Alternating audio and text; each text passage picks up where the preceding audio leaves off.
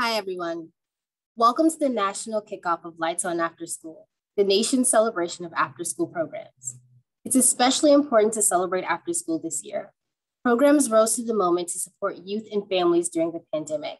And now, programs are a critical part of helping students recover and emerge from this crisis, strong, resilient, and hopeful.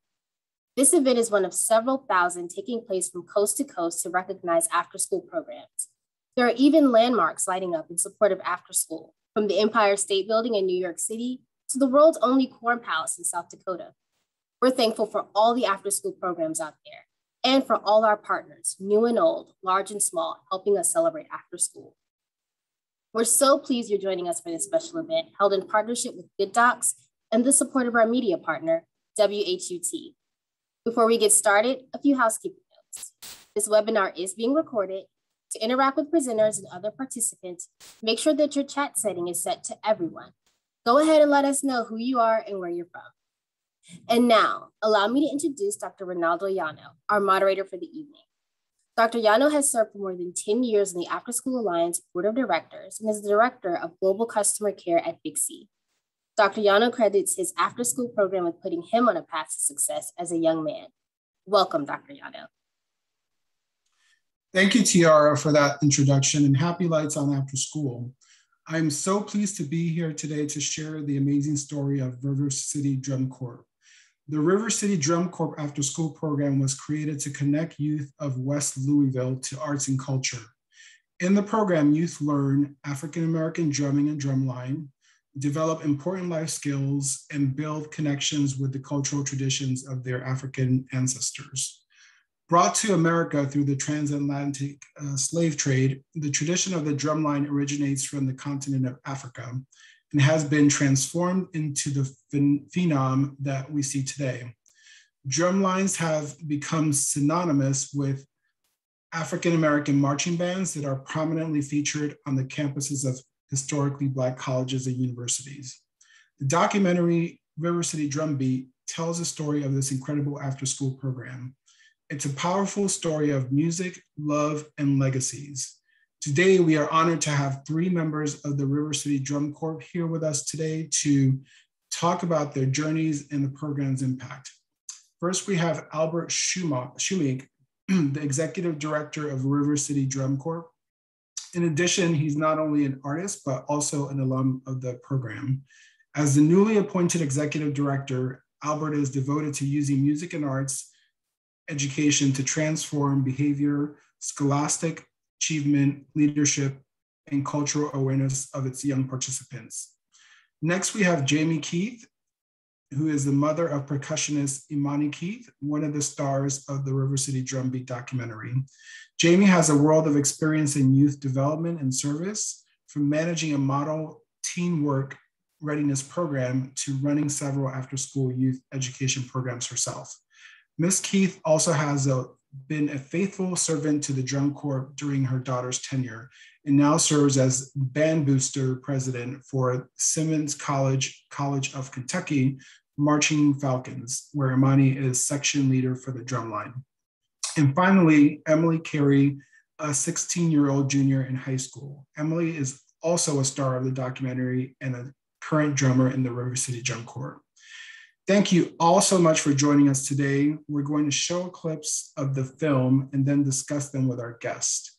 We will begin today with a clip that really gives us a flavor of the Drum Corps. All right, y'all got down with that. Did you like that? Did we go to school on your what? All right, you know what time it is? Your evening is not complete until you heard from one more person, the heartbeat, the spirit of the drum, the reason why we came, our executive director, our founder, and our fearless leader, Mr. Edward Nardi White. Woo! All right. Say it again. Who wants a battle? Y'all need to ask. Y'all want a battle? Y'all want a battle? All right. Guess what I'm gonna give y'all? I'm gonna give y'all a battle.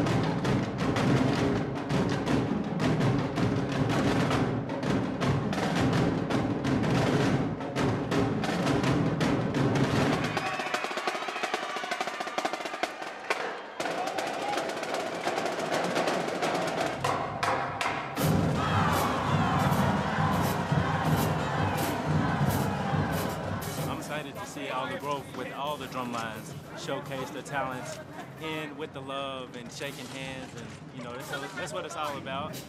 I like the adrenaline, the rush, like knowing that you gotta like play to your full potential. You gotta like bring up the competition.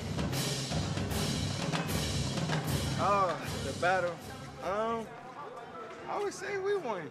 I mean, hey, it is what it is, you know. There really isn't a winner, but there is a winner.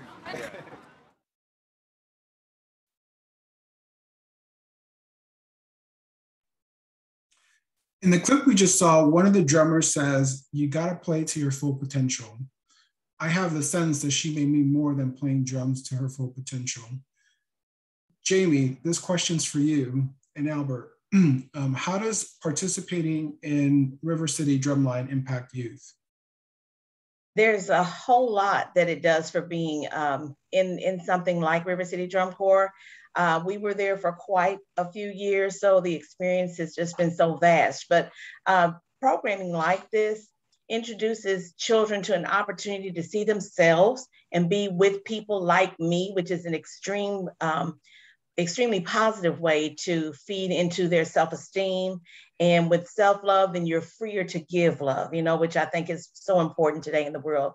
But it also gives them an opportunity when they're working together on a drum line or whatever project they're doing to have a sense of accountability, a sense of being able to do something together as a group and accomplish it.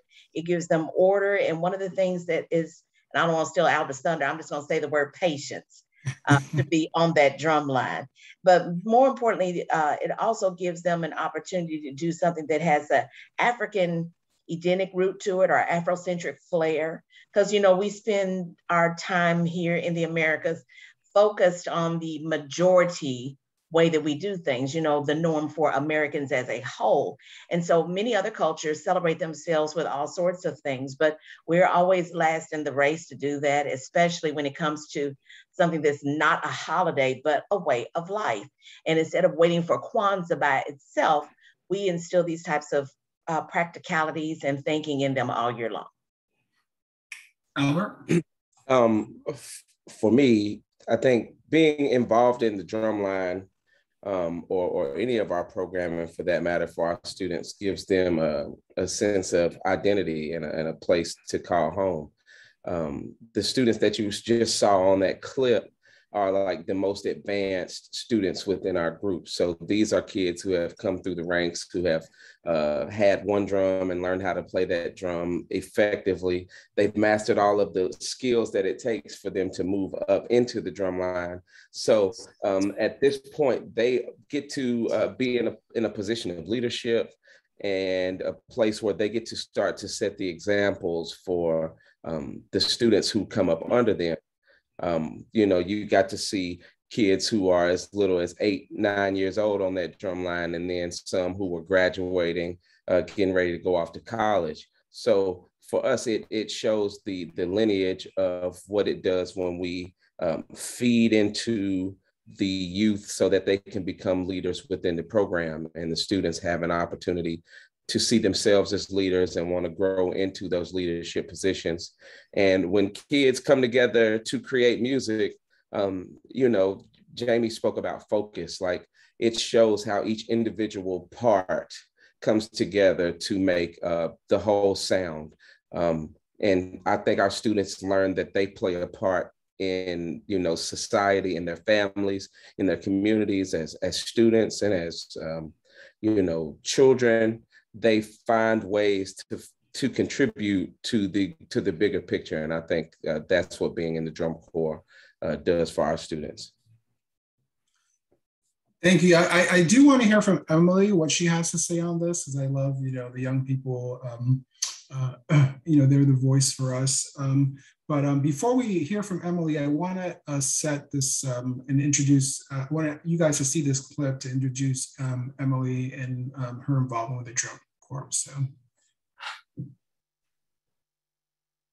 Yeah, that's the one I just did. Okay. Every drummer got to carry their own drum.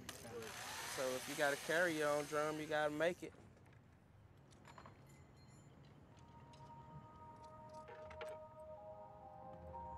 I say we live in a throwaway society. We throw everything away.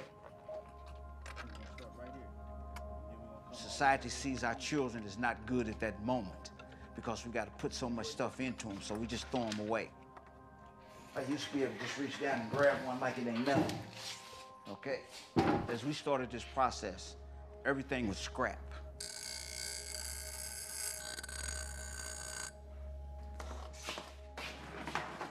That's half of a cow.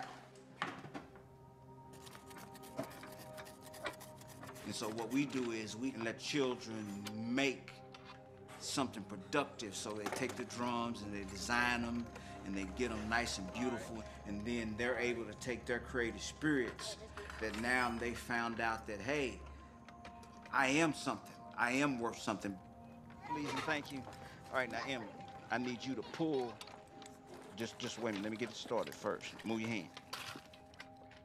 I was 3 or 4 when I went to one of the concerts, and as soon as I heard the drum, I fell in love. So I was like, Mom, I gotta be a part of this. I gotta be a part of this. It does take up your time, but even though it takes up your time, it's worth it. All I want to hear is boom, boom, clap, boom, boom, boom, clap. So Emily, what does it mean to be part of the River City Drum Corps to you? And how has it impacted you? So the first question, what is being a part of River City Drum Corps to me? Well, to me, I know it's a lot of things. It's my community, it's my family, it's my sense of belonging in a community where you don't fit the stereotype, you know? Being a part of Drum Corps has done a lot for me. It has helped me in many ways. It's helped me with education, me finding my group of people. I feel like that's something the Drum Corps that's something that the Drum Corps has really done for me. And that's what it means to me, is help me find my people and my sense of place in my community. Thank you. Now we're gonna, I was actually in the band when I was in middle school. So Emily, like, do you feel even more connected to your educational environment and your friends through the drumline, Drum Corps experience? Like what has it done for you to feel that level of connection?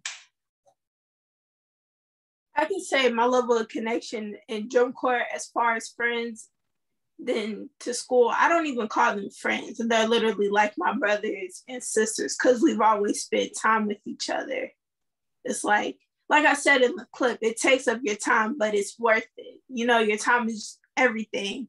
So if I put my time into something, it's something good. So I put all my time into Drum Corps, and they've helped me find my family, my forever friends, really. Like, you got your best friends, but these are my forever friends. We've grown up with each other since elementary school. Now we're about to go into college.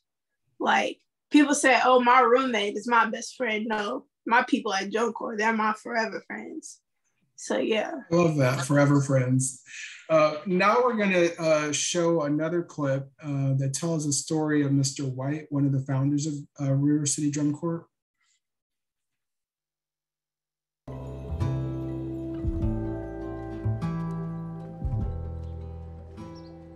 Growing up in Louisville, I was into art, but I was discouraged from doing that kind of stuff.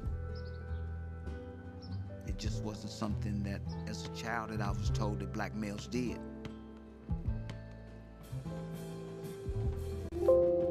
We built River City Drum Corps to connect children to arts and culture.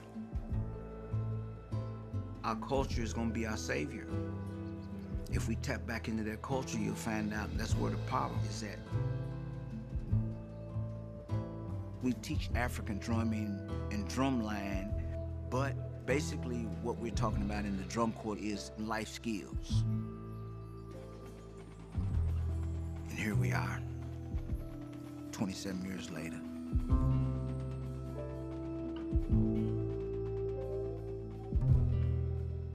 I pledge myself to my Creator. I pledge myself to my Creator. That I might come to be. That I might come to be. In harmony with the great purpose. In harmony with the great purpose. Intended for me. Intended for me. I pledge to my ancestors. I pledge to my ancestors. Whose names I may not know. Whose names I may not know. In respect for their great struggle. In respect for their great struggle. That I might struggle to grow. That I might struggle to grow. I pledge to my family. I pledge to my family. A oneness in my soul. A oneness in my soul. A healthy mind. A healthy mind. A body strong. A body strong. Where their love might unfold. Where their love might unfold.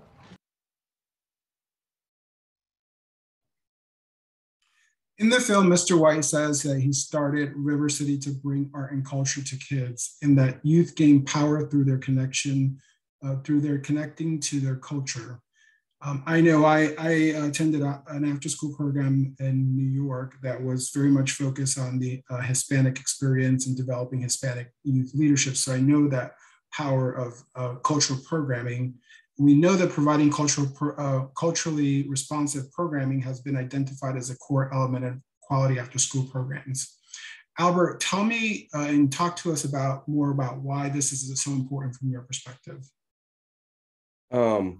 From my perspective, I think that our program is very important because it creates a balance within the landscape of the ecosystem, if you will, of what we focus on programming wise. When Mr. White started the program in '92, it was immediately following like the summer of our football team winning a national championship and going all across the country, our Little League football team from the Boys and Girls Club. And Mr. White spoke about these resources that came out of the sky for the students to be able to travel, for them to have their hotel accommodations and new uniforms and things of that nature. So in a program or at a center where programming was limited because of a budget, they were able to squeeze money out so that the students could go to this tournament. So when Mr. White saw that, he made a decision that there would be equally as much arts and cultural programming in the Boys and Girls Club as there were sports. Mr. White believed, and he taught us, we come under this philosophy that the only way that young Black people can get out of our neighborhoods or our situations does not just have to be through sports and entertainment. He would talk about how professional basketball players were a dime a dozen. And, if you get hurt, they'll just sweep over you and move on to the next player. And you could always go to college for a music scholarship or to follow your education, and you could always have something to fall back on. So for us, Mr. White wanted to make sure that we had an identity of who we are as young Black people in today's society. So we started to see ourselves as not what the news and what the newspaper and the media would say about kids from West Louisville, kids from inner cities in general, but that we were the descendants of, kings and queens, people who created societies and all of these things that are standard now. Black people created them. And when a child can see themselves come from a lineage of greatness that is not dependent on someone watching them or subscribing or wearing their jersey, then you start to have like some, individual self-worth. And through arts and culture, myself and countless other young people have been able to identify whatever it is that greatness is inside of them through the spirit of the drum. Because before I began playing in the drum corps in '92, I was trying to be like everybody else in my neighborhood for the most part. I was a creative kid who was always making French bracelets or, putting rocks in my pocket and trying to make sounds blowing in the bottles, but still having to fit in with the guys from my neighborhood. When when I saw Mr. White in Zambia and people of their, of their immediate circle, you can see that everybody doesn't wear khakis and a button up every day. Everybody is not a doctor or a lawyer or a basketball player or a drug dealer. We got to see people who were artists and creatives and educators who were making their time and giving their effort to pour back into us in the community, us at the Boys and Girls Club, and that made us feel like anything was possible. Albert, can I ask you another question? Do you have any advice for after-school programs on how to create programming that connects kids to culture?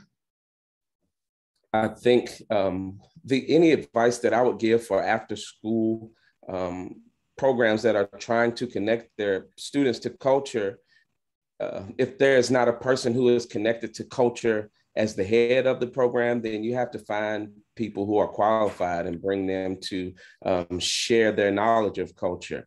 I think that a lot of times we don't know or we don't have the information, and instead of leaving our circles and going out and trying to expand our circles, we just do what has always been done. But through the Drum Corps, we know that connecting families to culture, it's not just the students that we connect to the culture. The parents help to create the culture. When a student joins the Drum Corps, the parents become members as well, and it becomes a whole family thing. So now the evidence of having pride amongst who you are, where you come from, is worn as a badge of honor. You can see kids straighten up and walk much taller when they know what they come from. And I think for Mr. White, when it was his idea to do that, he called on consultants. He brought in a master drummer from Baltimore, Maryland, who came in to teach the drum workshop. And through that, Mr. White was not a drummer, and so he had to find an actual instructor for us. So he went out and found a man from Nigeria who was a musician. And, the foundation of our program comes from Mr. White's ambition and curiosity to make sure that as he was learning, he was making sure that we were learning the same things at the same time. That's a great observation. I know a lot of after-school programs don't always feel like they have the resources to reflect the communities that they serve. And sometimes that resource is a talent or someone who's connected to the culture. So that's a great observation. Emily, I want to ask you real quickly about the clip we just saw in the pledge. That was very powerful to me to hear. What did you think of the pledge, and did you take the pledge? So being a part of Drum Corps, we have to say that pledge every practice. And I can say for myself, looking at my first time watching the documentary, I almost cried because I was just getting into middle school, and it was very hard for me to find my people. Like, I realized at the beginning of 6th grade, I was like, hold on, I'm not going to school with the same people I went to elementary school with for these past 7 years. So I have to find my group. And if you know me, I love to be around people. Like I as humans, we thrive being around people. Like without another person, you kind of like get sad. You get sad. So when Mr. Albert when he had started taking over, he introduced that pledge. I can say I was, at the time, mentally, I wasn't okay. I was down. So seeing that documentary and looking back on how like, knowing like, dang, I was so upset, but I'm glad that he introduced that pledge, because me saying it, not only every Tuesday and Thursday, but saying it every day in the mirror, it helped me. It lifted me up, because outside of Drum Corps, I didn't have anybody. So having that pledge outside of Drum Corps helped me be better mentally, I could say. Like in the pledge, you talk about your community, you talk about yourself. I pledge myself love and self-respect. That was big to me. That part of the pledge is my favorite part, because in order to be a better person and to be a leader of your community, you need love and self-respect first and foremost, because without those two things for yourself, you can't help anybody else be any better. If you want to help your community be better. But yeah, that pledge is amazing. I applaud the author of the pledge, and I applaud Mr. Albert for reintroducing the pledge to us. Because I can say that pledge kind of added more worth than I thought I had at the time to my life, to me. So that's super impactful to hear. Thank you for sharing that. Albert, did you have a pledge that you took when you were in the drum corps? Because you were obviously there as a young person. When Mr. White asked me to come back to work at the drum corps, he asked me to come back basically as a consultant. Like we were going through a strategic planning session, and we had all of these key stakeholders from the program in the basement. You know, for like 6 months, we would be trying to figure out what our mission is and what our objectives are, and how the program became what it was at 25 years, you know, what went into it. Mr. White kept a binder of all of my things, like all of the essays I wrote, all of the scholarship applications, all of my, high school performance programs and things like that.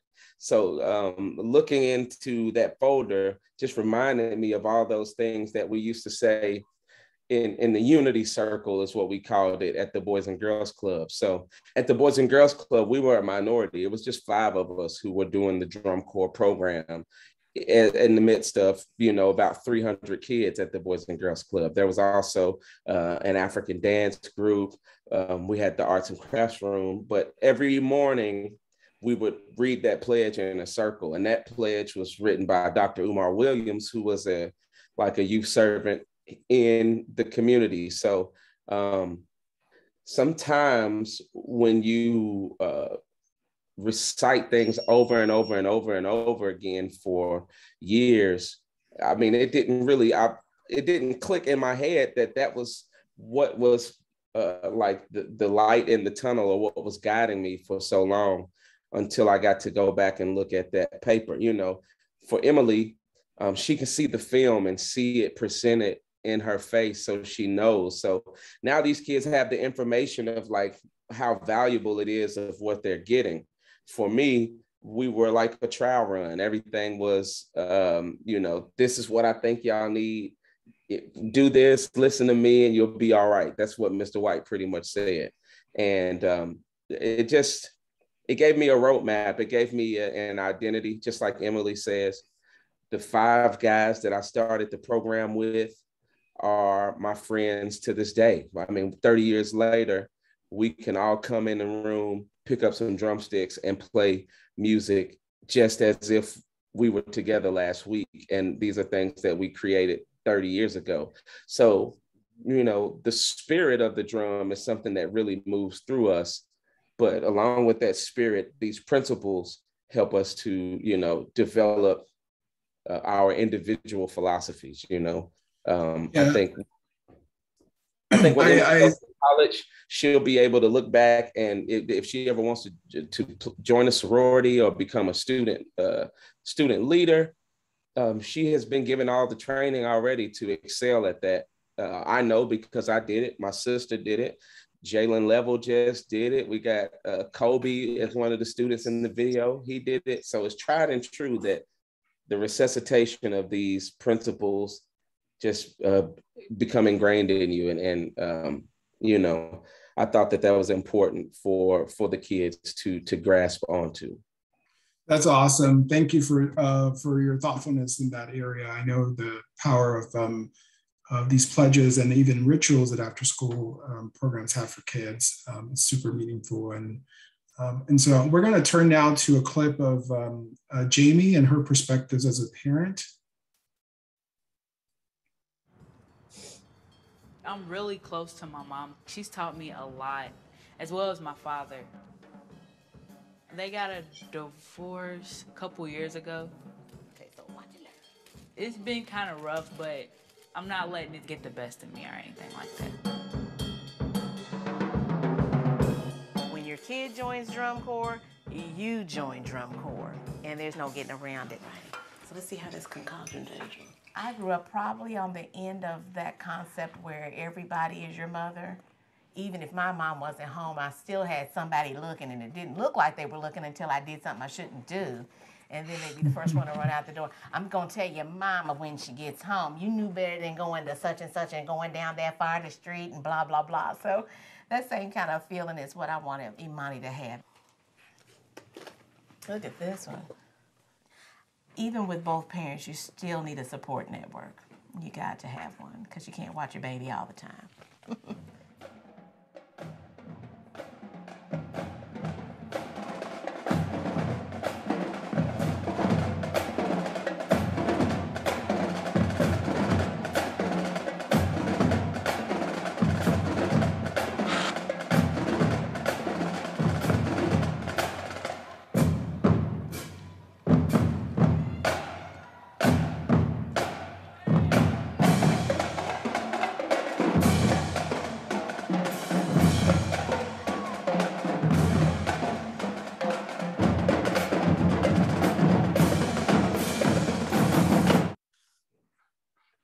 So Jamie, in the clip you talked about the need for a support system. What did you mean by, what did it mean to you and your family to be a part of the River City Drum Corps? As Monty mentioned, you know, her dad and I did not stay together. However, he did start out the gate with us in River City Drum Corps, and even he could appreciate the camaraderie between the parents, because, you know, you keep seeing the same people at least 2 to 3 times a week for about 3 to 4 hours each time. So you're going to develop relationships, and it really does. It's almost like, if you think about how they zoom and show a flower that's, you know, the bud, and how it all of a sudden opens, you know, in time lapse. That's how the relationships are in drum corps. Over time, and sometimes very quickly, you establish these relationships with other parents who are dealing with similar situations as you, whether it's economically or the family unit or makeup, or transportation and time issues, other commitments. Drum corps is a very demanding program, but it, as Emily has said, it's definitely worth it. And so because of the other moms and dads that participated regularly and stayed on campus, is what I'm going to call it, with the program, it afforded me to be able to leave and do some things I needed to do at times. And then of course I kept people's kids while they left and did things they needed to do. And, you know, even today, and I mean, we're talking like over a decade later, these relationships are just as strong today as they were the first year that we started them. I've had kids all over my house that I didn't birth, but I'll hurt you over them as quick as I hurt you over mine. And so I feel the same way about the parents. You know, I've had parents that have taken my child and done things with her, and you wouldn't know that she wasn't their daughter until they tell you, you know? And that's a beautiful feeling to know that you have that kind of bond and support. Oh yeah, I to this day still remember my after school staff and my teachers who really were those forever family, we call them, right? Yeah. Forever friends, forever family. I still talk to some of those folks, you know, 30 plus years later. So, but I'm going to invite Albert and Emily to share their thoughts on how these programs impact the families and in particular parents. For me, my mother was a substance abuse. My mom and my father were both, you know, had substance abuse issues, and we moved around so much as in my younger age, where the Boys and Girls Club, the drum corps, was really the only consistent thing in my life for a very long time, until I could start to, you know, save up my own money, ride the bus, do things for myself. The drum corps was the place that was home base for me. Mr. White and Miss Zambia were the type of non-judgmental, open leaders of the program who saw areas that my mom could be of assistance, and they affirmed my mother. You know, my mom could clean, my mom could cook. So when summer camps came around, the drum corps would hire my mother to do meals for the camp all summer. If the drum corps needed a housekeeper, they would hire my mother as the housekeeper, to the point where, when I went to college, Mr. White took me to my dorm room. He packed up the drum corps van, bought me a computer and a refrigerator, and took me to the University of Kentucky. My mom didn't have a car.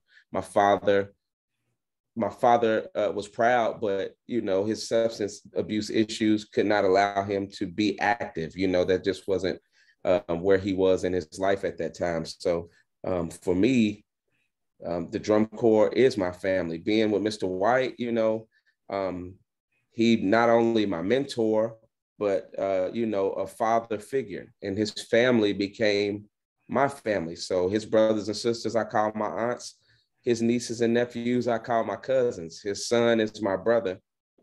And I think that, that has trickled down to where now my daughter, Emily's about to get her license, and I would be comfortable with having Emily pick up my daughter to take her, after school. If I had a conflict, or if I needed a babysitter, I would be able to trust Emily, because she understands the value of family and what it all means. And, my mom passed.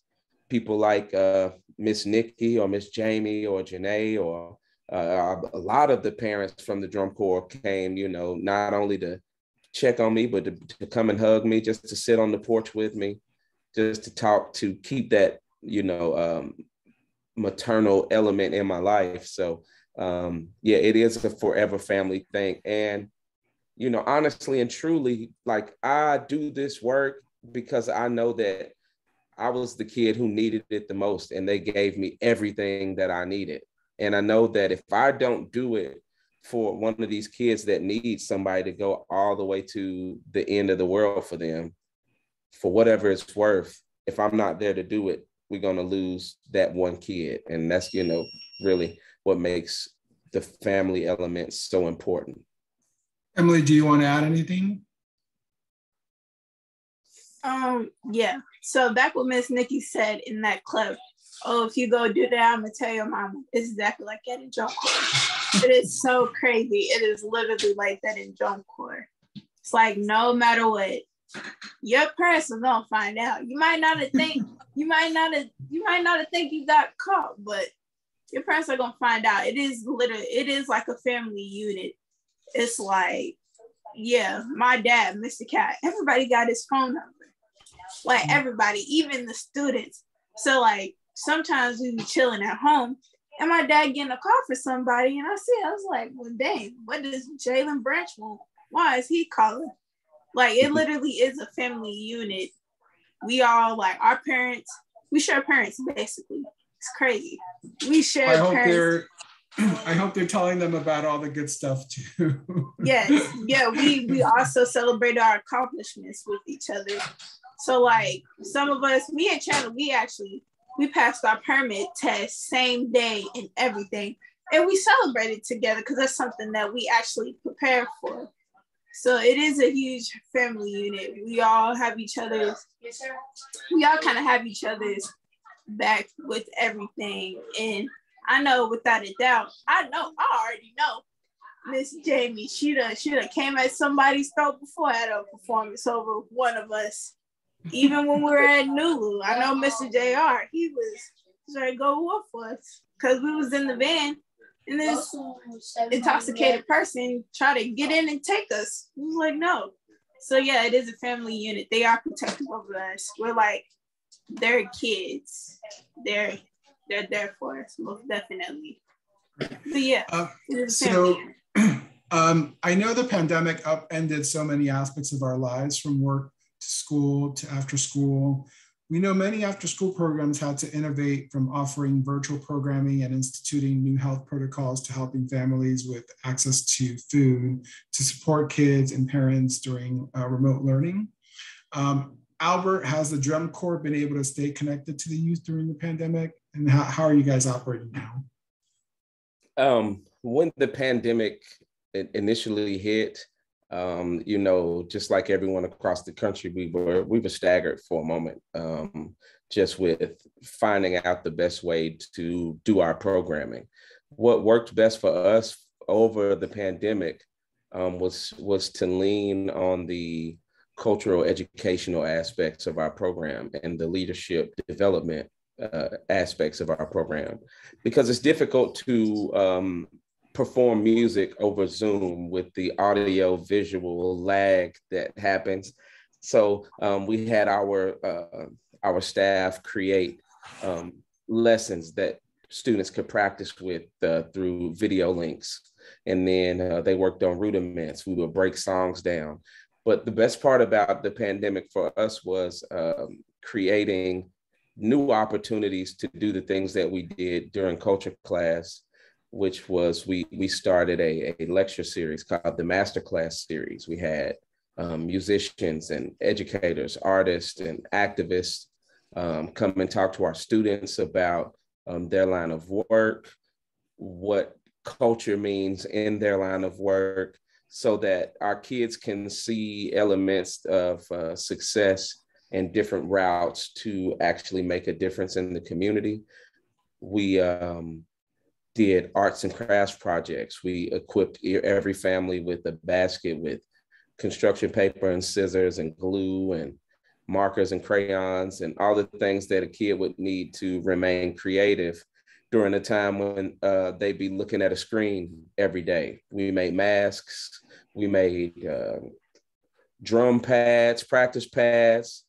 We did outside art workshops where with graphic designers and other creators during the time, because not only was it the time of the pandemic here in Louisville, but it was also the time of like a social justice movement, you know, with Breonna Taylor and, you know, the things that were going on in our city, police brutality, government corruption, however you want to look at it.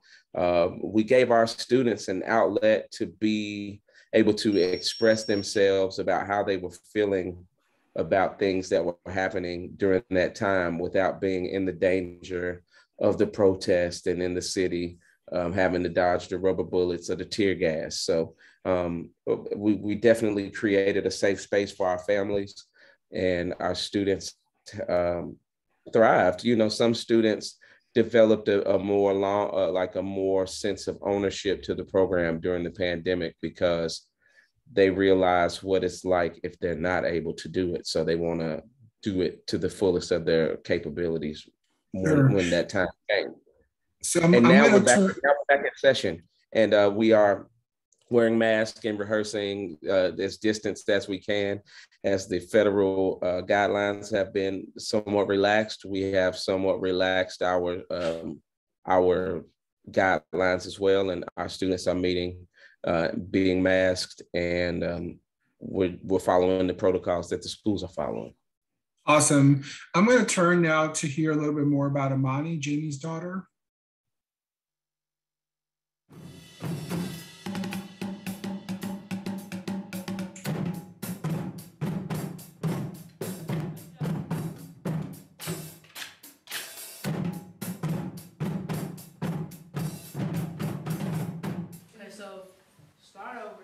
Get a neutral three. So it'll be Jaden, Gabe, Caden, and then it will go into the clicks. All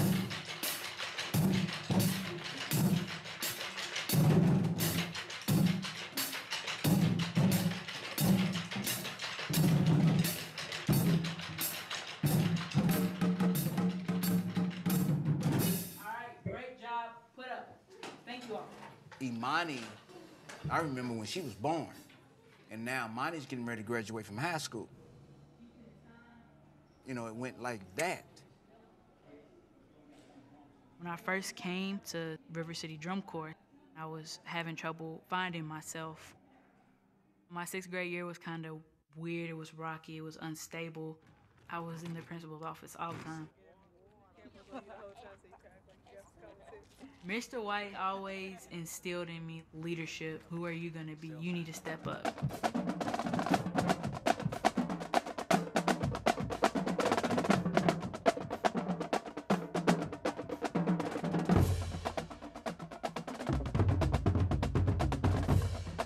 It's interesting though, being a female drummer. People are always kind of like, what, you can really do that? You can really be on beat? Like, no, you can't. I'm just like, yeah, I can. Yeah, I drum, so what?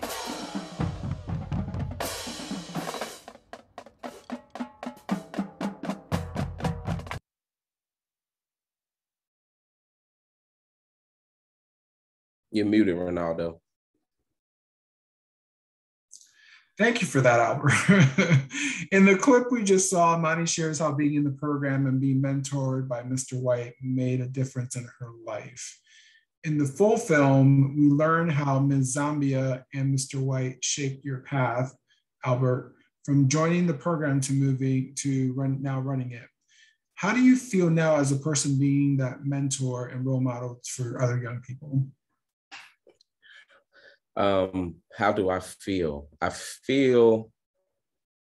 feel like my path in life is being validated at this point. I feel a tremendous amount of gratitude and thankfulness to be able to make a living, provide the resources for my life, give an example to not only my daughter, but to kids in the neighborhood, to my friends and associates through the service that I get to do. I've really idolized Miss Zambia and Mr. Nardi.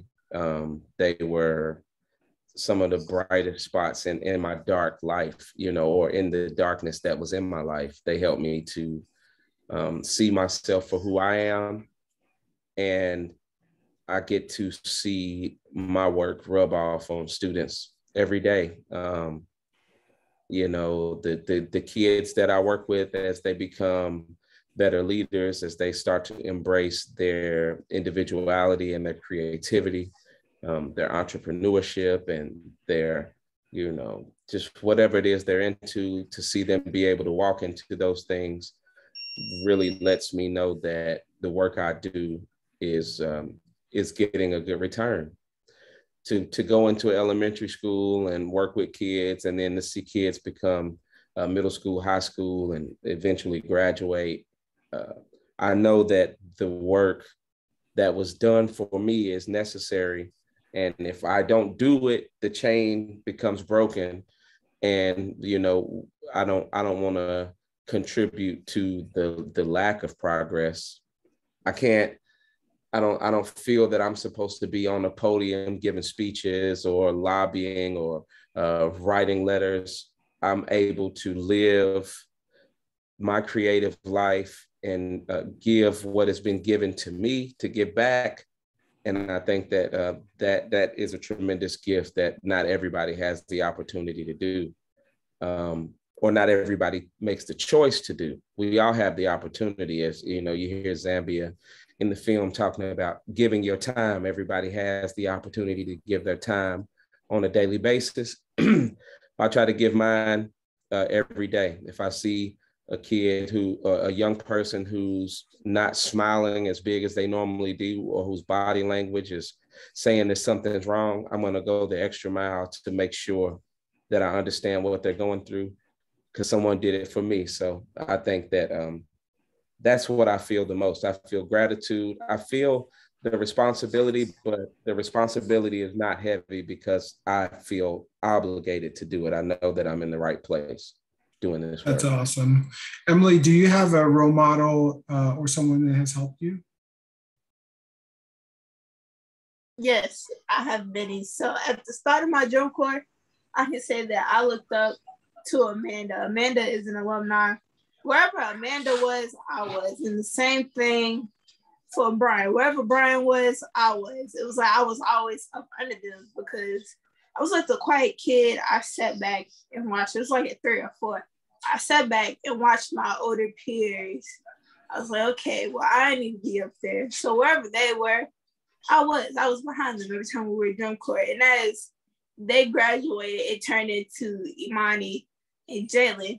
I was like, okay, I see Imani and Jalen doing good things. I saw Jalen be in BSU and be a part of the newscast and make it to college, continuing being a leader all the way into college. Same thing with Imani.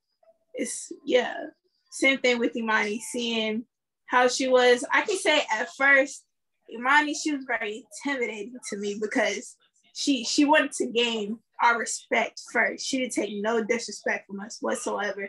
So she was another role model. And as they graduated, I turned into a role model. But after they graduated, it turned into Mr. Albert, of course. Mr. Albert, he turned into my role model at Drum Corps.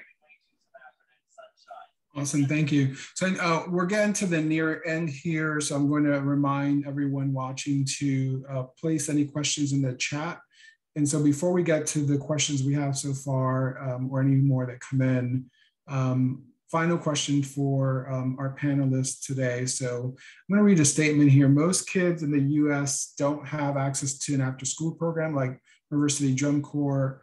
For every child in a program, 3 or more are waiting to get in.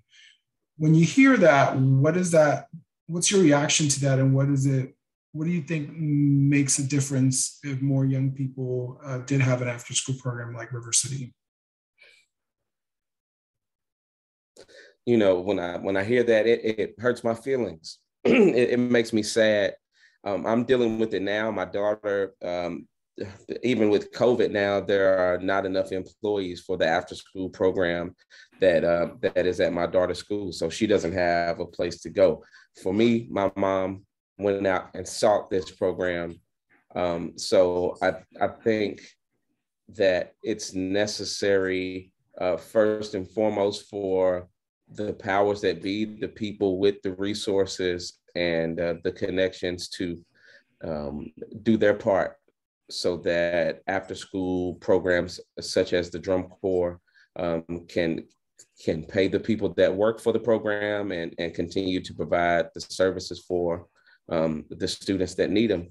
And then, you know, I believe in a lot of instances that parents just need to be aggressive, go out and fight for your child, get on those waiting lists, try to see what connections you can make those calls, and don't take no for an answer. Because in our case, in our instance, if these kids don't get the services that we get, they're left to the streets, to the neighborhoods, or to their families. And everybody needs a balance, something like, you know, a counterweight to help them to achieve their fullest potential.